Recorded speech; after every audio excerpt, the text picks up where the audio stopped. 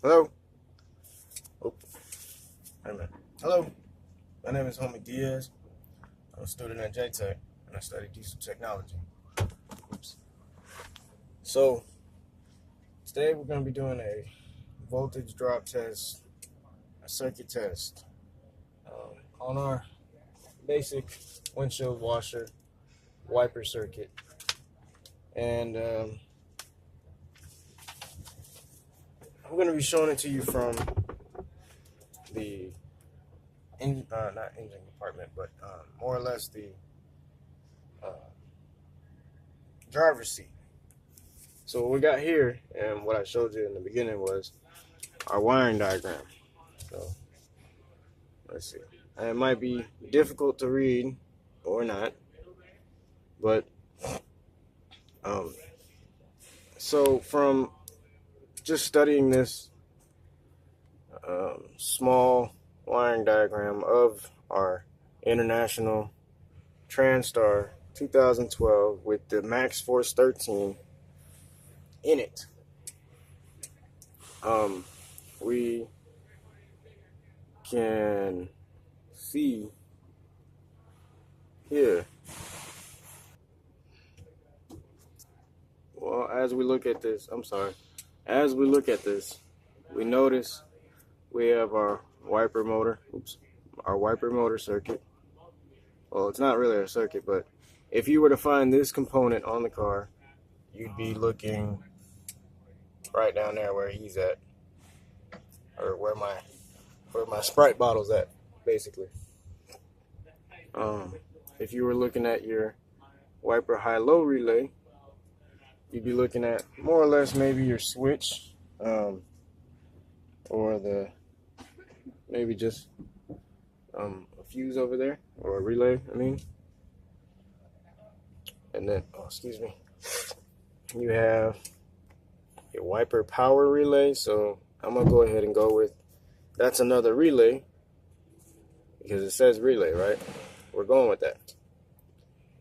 You go to your washer fluid level sensor, which would be on the side of the reservoir for the washer fluid. Turn signal switch. Now, this I felt was more elaborated.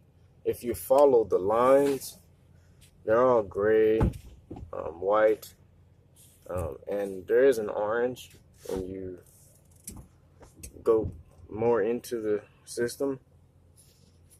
And let me see if I can find it. Orange. Okay, maybe I lied to you guys, but here, I'll just show it to you.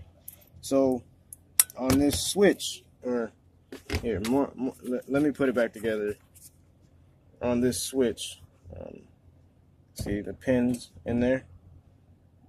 They have to be connected to what I call the switch earlier, which is the plug for the turn signal wipers, and also your hazard lights. So you have this whole circuit being fed right here. You have your power wire, which I found out was my white because I had to use this test light. So to do our voltage drop, we have a multimeter, and we had a test light that I just dropped. And we look at wires a lot, but like I showed you on that wiring diagram, most of our wires are not orange, but gray. So I keep dropping this thing. So I know that these two orange, these two yellows are for a different circuit. I don't really need to mess with them, but if I find out what they are, that's helpful because it keeps me away from messing with them or do anything to them. So I can stick that pin right there, and I'm sticking that pin in there because this wire right here is the only different one at all of them. It's a white wire. It's oddball. I have no idea why it's there. So all I'm trying to do is find out what's going on. So I got power, and I'm going to this top gray one, which, if I'm showing you correctly, there's 4 top gray ones, and then there's 2 yellow on the bottom and 2 orange. So I'm only having to deal with these grays. If I poke it, stick it in there far enough.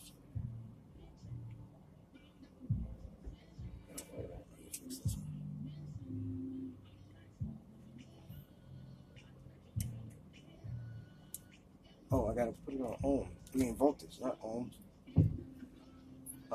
I have 12 volts because the wiper system is on right now. The wipers are being fed 12 volts, so the motor can go left and right, left and right, left and right, left and right. But these gray wires also change the speed of it. So while one of them might have 12 volts, this one right now has 10 volts. So this circuit or this wire is not being used at the moment. So it'd be like a high or a low or a mid-range.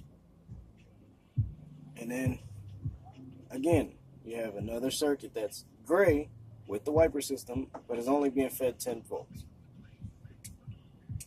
And, okay, stick it. No, nothing. This might be off or ground to ground. So it might not read anything ever to me. But it lets me know, hey, boom, that's off. So if I grab my test light and take this out, I'll go to that white again, and this should light up. Oh, that's embarrassing. Oh, look at that. Okay, so, oh. Yeah, so when I went to the, crap. So, when we stick it on our white, we're not going to get our ground. Even though we should, we're not. I'm grounded out to the steering column. I'm on our known positive, excuse me, and I have no power to my light. Now, it's not to say that the light's bad, because I can go there and turn it on. But see, that's the circuit that's being tested right now. That's the wiper motors. The wipers are on right now. It's on a fail-safe mode. The switch isn't on, but the switch was on when I took it off. So it's remembering that it had power, and it's keeping that power. Now when I start sticking stuff, I can change it. Now I'm completing the circuit or changing the circuit in my own matters. So I'm either changing the speed or changing the operation that it's doing. So I could either be, like right now, if you go over to that horn or that relay over there, you can hear me clicking. Well, that's me either turning on the wipers and the washer pump to apply the water to the window, or I'm changing the speed of the wiper motor itself. Perform your test on a wiper circuit. You can also do your test on a motor, the motor for the washer pump, the level sensor, and so on and so forth. With pretty much this whole circuit, just by knowing that your grays are all a positive, and your system is being grounded to the body of the vehicle. So, test lights, multimeters, and you can pretty much test this for resistance.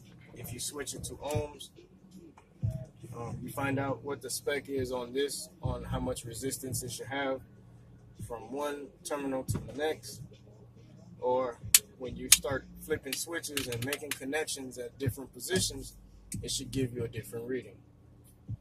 That is all. And like I said, my name is Homer Diaz, and I'm a student at JTech.